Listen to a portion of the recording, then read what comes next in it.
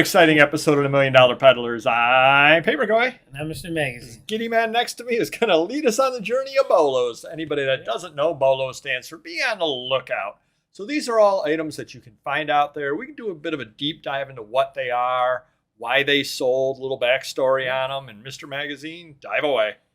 All right, so since the Ohio collection was a couple years ago, we've been stockpiling autographed items out of this collection that are not sports related. Here we found a Joyce Maynard signed Nicole Kidman book, To Die For. So Nicole Kidman signed it. She did sign it. Okay, and I like what you did there, or your lister did there, by having the signed Nicole Kidman in capital letters. The title first, To Die For by Joyce Maynard. Yep, signed by Nicole. Yep.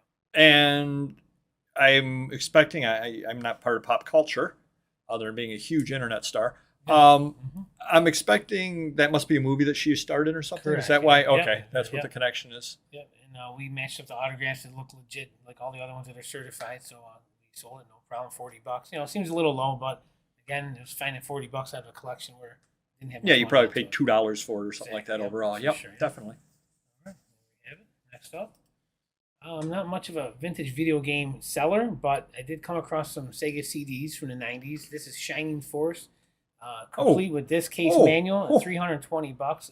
If you see these out there, any of these with the blue stripe down the side, Sega CDs, the cheap is usually from what I see are $50.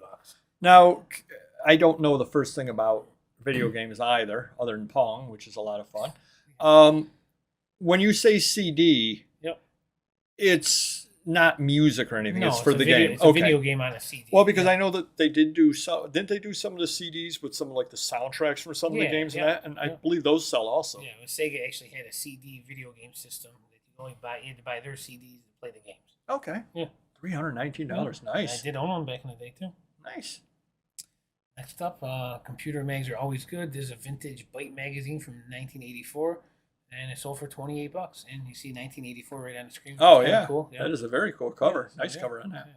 $28. Yep. And you can find these out there. They're thick. They're almost like telephone books. Almost some of them. They're real thick. See, and a lot of times what you'll end up doing with these, and these can scare you, which is where this will really help you. You tend not to find one.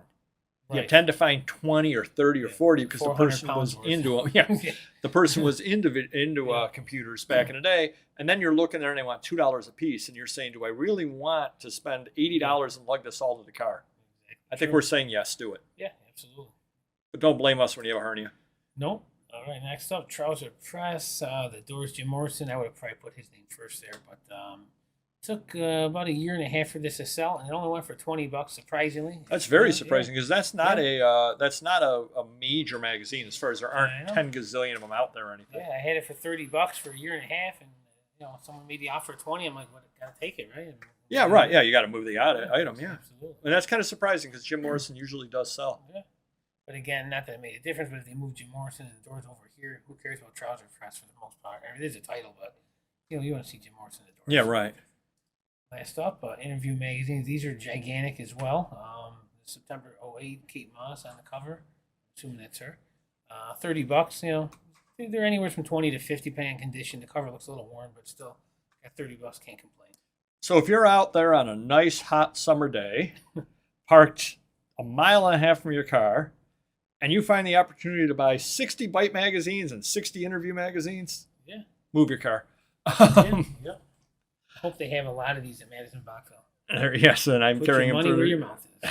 I'm going to call you, and you can come on up and get them. First item I have over here, International Motor Trucks Instruction Manual, 1940, and then I just kind of filled some of the trucks out just to fill up the space on it.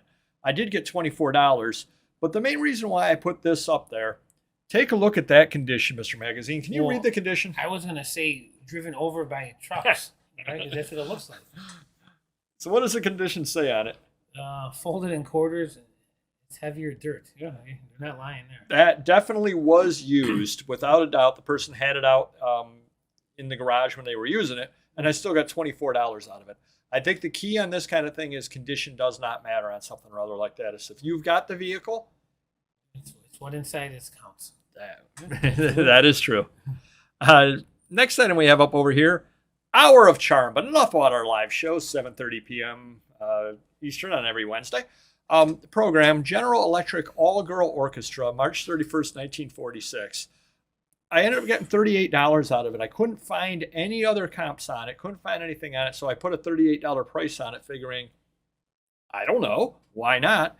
And it ended up going for $38. I'm going to be honest. It doesn't look like it's worth much at all, that cover. There's nothing interesting about it.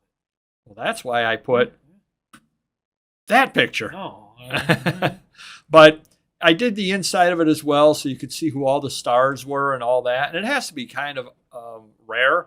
Plus, it is General Electric as well. So, it's all girl orchestra. They should have put a girl on the cover. Perhaps he identified what was one in 1946. We do not know.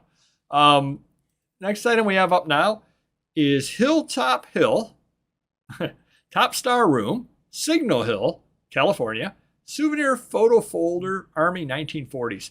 I got $38 out of that, which is a couple of guys from the Army and from the 1940s going out to the club with their girls. And I did that there, and then I showed exactly what it looked like. But you find these all the time.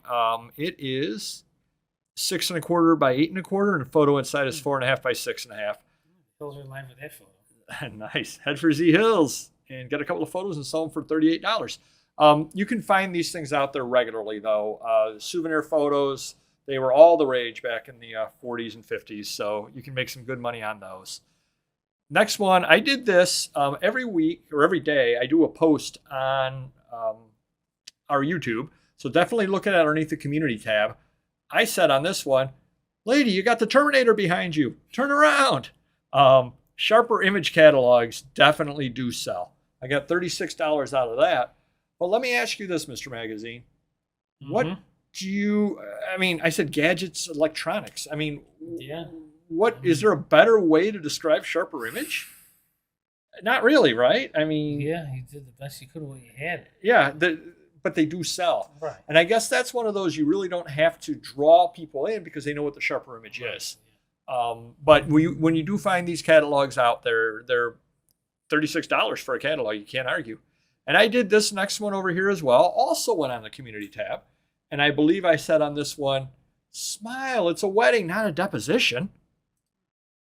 And they do not look like they got very many happy years left ahead of them, do they? I got $40-some out of this. And you probably made her sign a prenup. That's why she's all pissed off. That could be why. Take a look read the condition on this one, Mr. Magazine. Long tears of spine stain on bottom of issue 2 pages have offset.